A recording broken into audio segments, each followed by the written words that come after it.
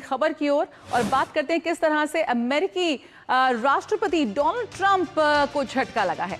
अमेरिकी supreme court ने जन्मसिद्ध नागरिकता यानी बर्थ राइट सिटीजनशिप को बरकरार रखते हुए ट्रंप के उस कार्यकारी आदेश को रद्द कर दिया है जिसके तहत अवैध प्रवासियों और अस्थायी वीजा धारकों के अमेरिका में जन्मे बच्चों को नागरिकता से वंचित करने की कोशिश की गई थी।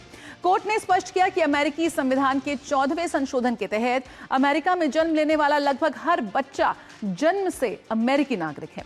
यह फैसला ट्रंप की इमिग्रेशन नीति के लिए बड़ा झटका माना जा रहा है और इसका असर लाखों प्रवासी परिवारों पर पड़ेगा।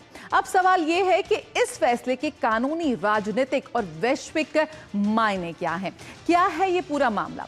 ट्रंप का ऑर्डर यहां पर साफ तौर पर रद्द होता नजर आ रहा है।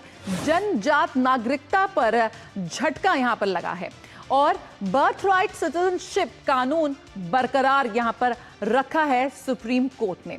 तो यहां पर सुप्रीम कोर्ट ने ट्रंप के आदेश को रद्द कर दिया है।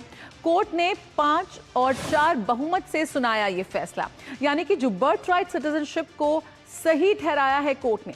14वें संशोधन के अधिकार को बरकरार रखते हुए ट्रंप ने इस पूरे फैसले पर नाराजगी भी जता दी है। कांग्रेस से कानून बनाकर बदलाव करने की बात की है। यहां पर साफ तौर पर डोनाल्ड ट्रंप ने भी इस पूरे मामले पर अब अपनी नाराजगी जताई है। तो क्या था ट्रंप का आदेश, आइए ये भी समझने का प्रयास करते हैं। ट्रंप ने जारी किया था एक कार्यकारी आदेश जिसके तहत नागरिकता नियम को बदलने की कोशिश थी। कानूनी निवास को अनिवार्य बनाया गया था और माता पिता का कानूनी दर्जा भी जरूरी बताया गया था।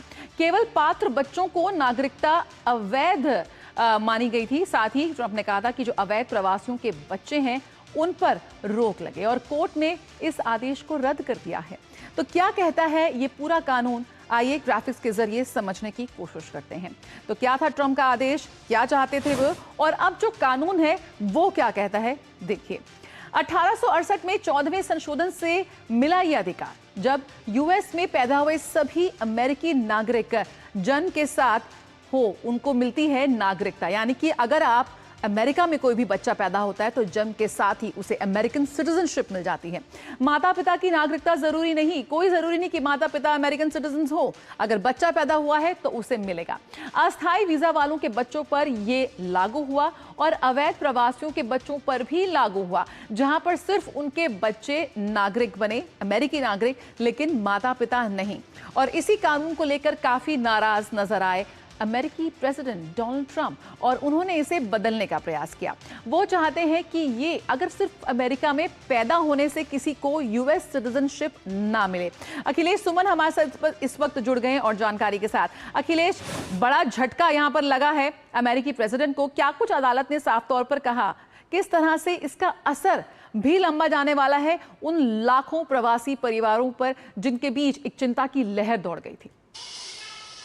देखिए, निश्चित तौर पे एक बहुत ही महत्वपूर्ण सुनवाई थी अदालत के अंदर। जो यूएस की सुप्रीम कोर्ट है उसने 30 जून को फैसला दिया। ये एक गैर सरकारी संगठन है, उसकी तरफ से इस पे अदालत में मुकदमा दायर किया गया था और उस मुकदमे की सुनवाई करने के बाद लंबी सुनवाई हुई उस पर। और उस लंबी सुनवाई के बाद जो कोर्ट ने कहा कि देखिए, जो नागरिकता का कानून है, जो जिन कारणों से नागरिकता के इस कानून को स्थापित किया गया था वो कारण को ठुकराया नहीं जा सकता।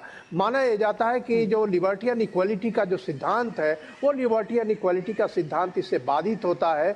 और अमेरिकन जो लैंड है, अमेरिकन लैंड पर आकर किसी का अगर जन्म हुआ है तो अमेरिका की वो जो पवित्र भूमि है उस पे उसे रहने का अधिकार है, उसे नागरिक बने रहने का अधिकार है और अमेरिका की जो संवैधानिक सारी कार्रवाइयां हैं उसमें भाग लेने का अधिकार हो जाता है।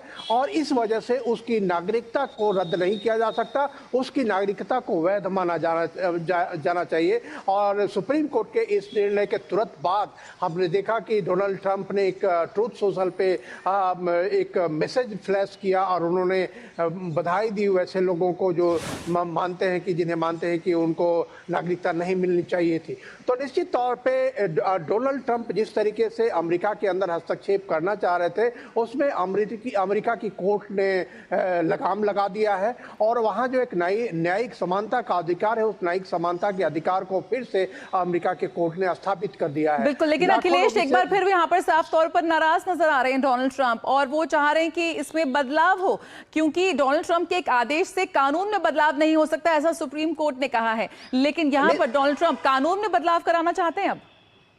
निश्चित तौर पे देखिए, ये जो बधाई संदेश मैंने कहा, वो बधाई संदेश उन्होंने सार्कास्टिक तरीके से व्यंग्यात्मक लहजे में दिया उन्होंने, और खास तौर पे उन्होंने चीन के राष्ट्रपति शी जिनपिंग का नाम लेते हुए उन्होंने बधाई दी कि अब आपके लोगों को नागरिकता मिल जाएगी। तो ट्रंप का यह जो लहजा था, उस लहजे में उन्होंने एक व्यंग्य किया, और निश्चित तौर पर ट्रंप अब चाहते हैं कि जो सुप्रीम कोर्ट का ये जो निर्णय है, उस सुप्रीम कोर्ट के निर्णय के खिलाफ तभी ये उनकी जो इच्छा है वो पूरी हो पाएगी डोनाल्ड ट्रंप की, जब वो कानून लाएंगे इस तरह का। और कानून लाने की स्थिति अभी मुझे नहीं लगता कि चाहे हाउस ऑफ रिप्रेजेंटेटिव हो या सीनेट हो, सीनेट में अभी ट्रंप अभी हमने देखा कि वार के मामले पे डोनाल्ड ट्रंप को मुंह की खानी पड़ी। जो रिजोल्यूशन वार के खिलाफ आया, उस रिजोल्यूशन के खिलाफ उनके अपने सांसदों ने मतदान किया। तो यह जो अमेरिका का एक बेसिक कानून है नागरिकता का, उस बेसिक कानून को लेकर अगर वो अपने संसद में भी जाएंगे तो संसद इसे पारित करेगी,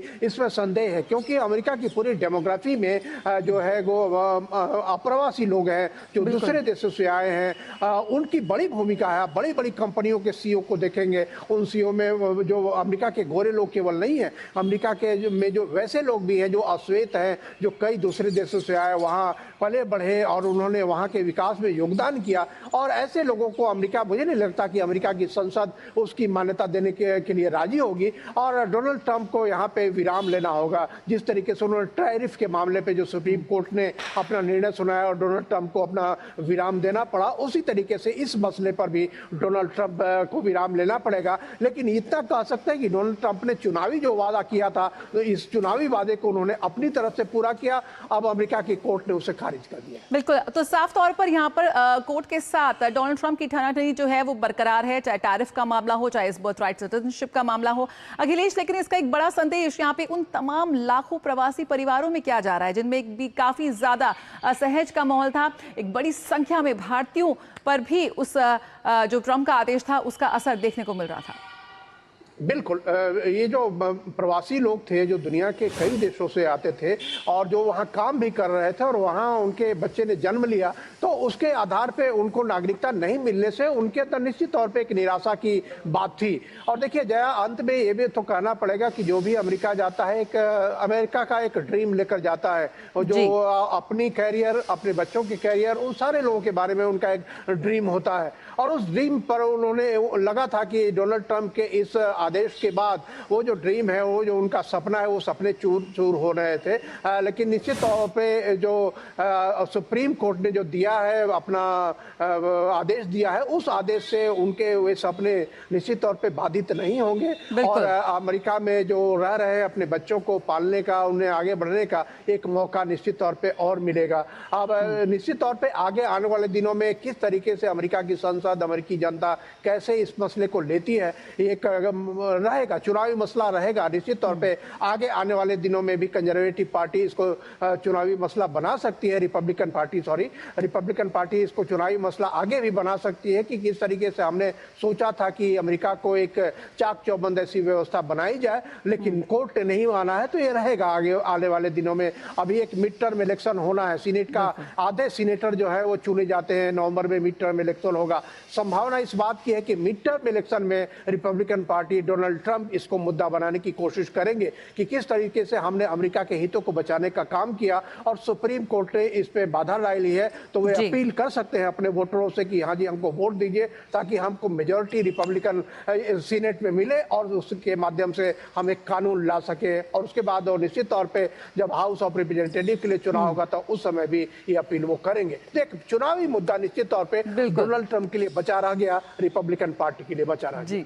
बहुत बहुत शुक्रिया अखिलेश, फिलहाल इस जानकारी के साथ जुड़ने के लिए। डोनाल्ड ट्रंप का सपना मेक अमेरिका ग्रेट अगेन, एक बार फिर सुप्रीम कोर्ट ने उस पर किया है करारा प्रहार। आइए बढ़ते हैं अब